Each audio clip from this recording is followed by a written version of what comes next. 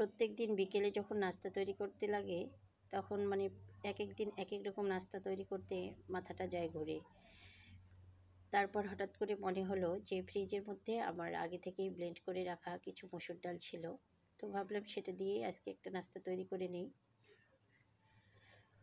তো যেই বলা সেই কাজ, প্রথমে আমি মসুর ডালটা বের করে নিলাম। আর একবারে কোনো রকম মশলা ছাড়া আজকের এই মানে বড়াটা তৈরি করছি। আমার মেয়ে কোনো রকম মশলা দিলে খেতে চায় না, তার কাছে নাকি গন্ধ লাগে। তো তার জন্য কোনো প্রকার মশলা অ্যাড না করে শুধুমাত্র মরিচ এবং পেঁয়াজ দিয়ে আজকে আমি এই বড়াটা তৈরি করছি। আর এভাবে খেতেও কিন্তু অনেক বেশি ভালো লাগে, তবে পেঁয়াজের পরিমাণটা একটু বাড়িয়ে দিতে হয়, এতে করে খেতে অনেক বেশি ভালো লাগে। যারা মশলা খেতে কম পছন্দ করেন বা যারা একদমই খেতে চান না, তারা কিন্তু এভাবে তৈরি করে নিতে পারেন। একদম সিম্পল উপায়ে মরিচ এবং পেঁয়াজ দিয়ে এই বড়াটা আমি তৈরি করছি।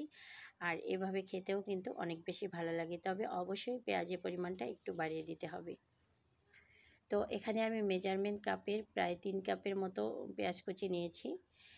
পেঁয়াজটা এখানে একটু বেশি দিয়েছি, এতে করে খেতে অনেক বেশি ভালো লাগবে আর বড়াটা অনেক বেশি মুচমুচে হবে।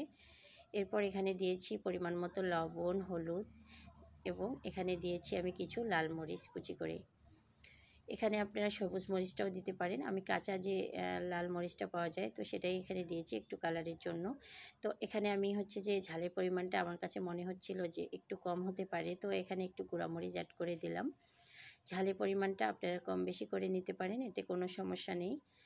তো এবার সবগুলো উপকরণকে আমি খুব ভালোভাবে মেখে নিচ্ছি। খুব ভালোভাবে মেখে নেওয়া হয়ে গেলে এবার আমি কড়াইতে তেল দিয়ে দিয়েছি। এবার সবগুলো বড়াকে আমি দিয়ে দিলাম। এবার হালকা আছে আমি খুব ভালোভাবে এটা 2 দিকে ভেজে নিব। এক সাইডটা যখন আমার হয়ে গেল আমি এবার উল্টে দিচ্ছি। খুবই সামান্য এবং সিম্পল উপায়ে খুব সহজেই কিন্তু তৈরি করে নেওয়া যায় বিকেলের এই ঝটপট মুচমুচে বড়াটি। আর এটা চায়ের সাথে খেতেও কিন্তু অসাধারণ লাগে। সবগুলো বড়াকে আমি এইভাবে মুচমুচে করে ভেজে নিব। যতক্ষণ না পর্যন্ত মুচমুচে হচ্ছে আমি লো আঁচে খুব ভালোভাবে এটিকে 2 দিকে ভেজে নিব।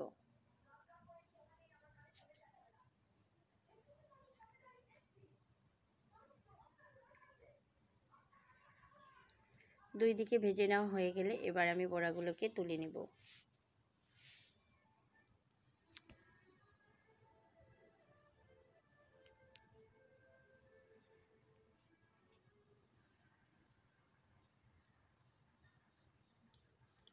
খুব সহজে এবং খুব অল্প সময়ে যদি আমরা কিছু নাস্তা আইটেম তৈরি করতে চাই, তাহলে আমি মনে করি যে এই বড়াটা তৈরি করলে কিন্তু অনেকটা বেটার হয়।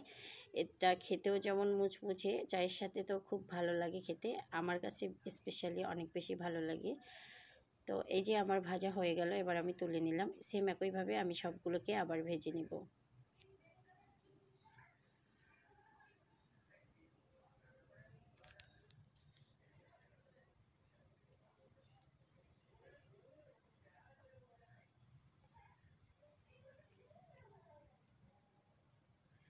সবগুলো আমার ভেজে নেওয়া হয়ে গেলে এই যে আমার হচ্ছে যে বড়াগুলো একদম রেডি।